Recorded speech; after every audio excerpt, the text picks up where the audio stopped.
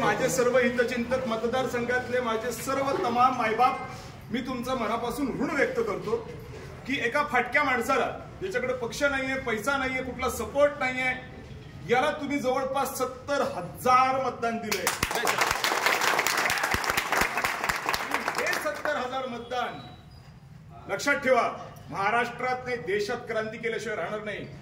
आज केंद्रामध्ये जरी नरेंद्र मोदी पंतप्रधान असतील तरी सुद्धा त्यांना अक्षरशः लाचार बनवून टाकला राहुल गांधींनी. कारण ते 400 पारचा विचार करत होते, ते 250च्या खाली राहिले, ते निवडून येऊनही पडले. तशाच पद्धतीने या कन्नड सोयगाव विधानसभा मतदारसंघामध्ये संजना जरी निवडून आल्या असतील तर त्यांना शरम वाटली पाहिजे की एवढी पॉवर त्यांच्या पाठीमागे आहे आणि तरीही ते फक्त 15,000 मतांनी निवडून येतात. ही शर्मेची बाब आहे.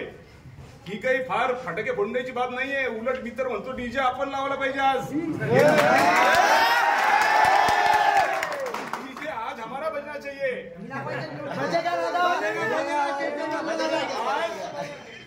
आज खरा डीजेचा मानकरी कोणी असेल तर या मतदारसंघातला तो सर्वसामान्य माणूस आहे जो विकल्या गेला नाही आणि इमानदारीने मतदान केलं. त्यांनी इमानदार माणूस हा या मतदारसंघाचं नव्हे महाराष्ट्राचं भवितव्य घडवणार म्हणजे घडवणार. माझ्या तब्येतीची काळजी करत बसू नका. मी ओके झालो एकदम. माझं काहीच वाकडं झालेलं नाही. उगाच काहीतरी कोणी फटाके फोडू नये की मारायला लागलाय. मरत बिरत नाही. आजच आलोय कंपनीतून वापिस टाईट होऊन. माझं काही वाकडं होत नाही. जाको राके साईया कोमाडीत मारल्यासारखी झाली त्यांना. 70,000 मतदान अपक्षात घेतो. इकडून एक बसतील, इकडून एक बसतील लागले. आतमधले त्यांचे जे काही काउंटिंग एजंट होते ते पण म्हटले बाप वापिस होता बोले. अच्छा होगा तुम्हारे को समझ में आगा. जरा कन्नडची हिंदी आहे. बोले यार बॉस इज ऑलवेज बॉस. त्यामुळे आपण सगळेजण एक लक्षात घ्या, जबरदस्त ताकदीने कामाला लागा. कारण की एक खूप मोठा, एक अक्राळ विक्राळ स्वरूपाचा सपोर्ट आपल्याला उभा राहिलेला आहे. अक्राळ विक्राळ स्वरूपाचा एक महामानव आपल्या पाठीमागे उभा राहिलेला आहे. मोठा माणूस. पुन्हा सांगतो, 70,000 मतदान अपक्षात बिना पैशाचं घेणं पॉसिबलच नाहीये. केलंय कोणी केलं? या मातीत बसलेल्या माणसाने आपल्या मायबापाने केलंय. त्यामुळे ह्याच्या सेवेला तत्परच राहणार. ह्याच्या सेवेमध्ये कुठेही खंडन पडणार नाही. आता राजकीय बोलायचं जर ठरलं, पुन्हा एकदा तुम्हाला सगळ्यांना सांगतो, आज रात्री मी पार्टी करणार आहे. कोणी डिप्रेशन मध्ये करू नये. पार्टी मजेशीर पार्टी करू. ओके, ठीक आहे. त्याच्यानंतर उद्या सकाळपासून माझी फेरी सुरू कन्नड सोयगाव मतदारसंघाची. खेड्यापासून चालू करणार. मुक्कामी दौरे. यांचे भोंगे वाजवणार म्हणजे वाजवणार.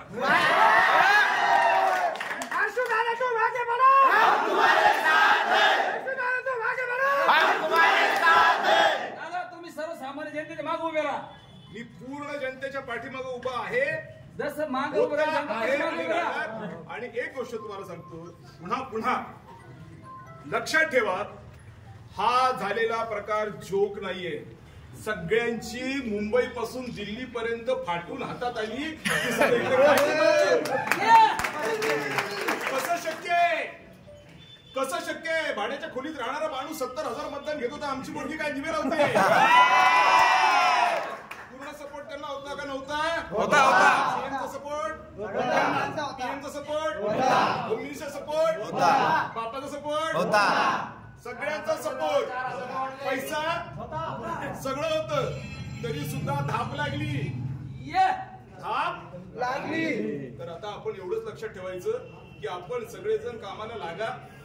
बर, खास करून मी मगाशी बोलताना राहून गेलो, तुम्ही मध्येच बोलला. राजकीय पुन्हा एकदा सांगतो, आपण येणाऱ्या काळामध्ये 6 महिन्याच्या झेडपा पंचायत समित्या लागतायत. आपण त्या झेडपा पंचायत समितीच्या संदर्भात काम सुरू करा. 100 नव्हे 1000% आपल्याला यश मिळेल. ठीक आहे. दरम्यानच्या काळात कुठली अशी पार्टी जी आता घेणार नाही आपल्याला, ते तरी सांगा. आम्हाला जमलं नाही, या बाबांचं उद्धव ठाकरे साहेबांना आता लक्षात येईल की उदयपेक्षा याला तिकीट दिलं तर सिटी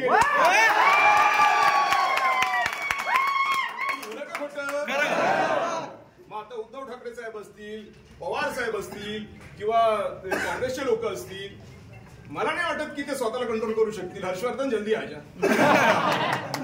और अगर हम और वो मिल गए तो झडपी पंचायत समिति कोई बड़ी बात नहीं बॉस. कोई बड़ी बात ठोकून देऊ. ठीक आहे, राजा यांचं आपण बाकीचे सगळे वजीर पासून हत्तीपर्यंत प्याद्यापर्यंत सगळे आपले हलू देणार नाही. आणि अधिकाऱ्यांना सुद्धा या व्हिडिओच्या निमित्ताने हा पण एक क्रॉप करून पाठवा. कुठल्या अधिकाऱ्यांना, बरं अधिकाऱ्यांचं खरं म्हणजे अभिनंदन आहे, धन्यवाद आहे, कारण सगळे अधिकारी माझ्या बाजूने होते. खरं सांगायचं म्हटलं, कारण आतमध्ये मी बघत होतो सगळे प्रार्थ दादा निवडून आला पाहिजे.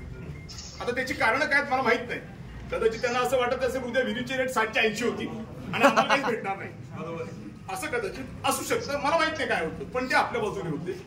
म्हणून अधिकारी वर्ग जो काही आहे, सगळे अधिकारी सगळ्या डिपार्टमेंटचे, पोलिसांच्या सकट हे सगळे अधिकाऱ्यांना आपला संदेश द्या की असं काही काळजी करू नका की हे तुमच्यावरती अतिरेक करतील आणि तुम्हाला ते करायला भाग पाडतील. आम्ही तुमच्या पाठीमध्ये खंबीरपणे उभे राहू असं आपल्या वतीने त्यांना थोडंसं आश्वस्त करा. त्याचबरोबर हे जे काही धंदे आता ह्याच्या डोक्यात येत असतील की अब हमारा राज आगे आप लोग कुछ भी कर सकते नाही करणार, नाही करणार. हे विहिरीचे 60 आणि गोट्याचे 30 बंद होणार म्हणजे होणार. काय आपली ताकद, आपली बुद्धिमत्ता आणि इमानदार लोकांचे आशीर्वाद हे सगळ्यात मोठी शक्ती आपली. जर हे लोक राक्षस लोक, खास करून ज्याला आपण म्हणतो, घाबरत असतील कुठल्या गोष्टीला, ते एकाच गोष्टीला घाबरतात, इमानदार माणसाला ते लोक घाबरतात. आणि इमानदार माणसं या मतदारसंघामध्ये, त्यामुळे करायचं नाही.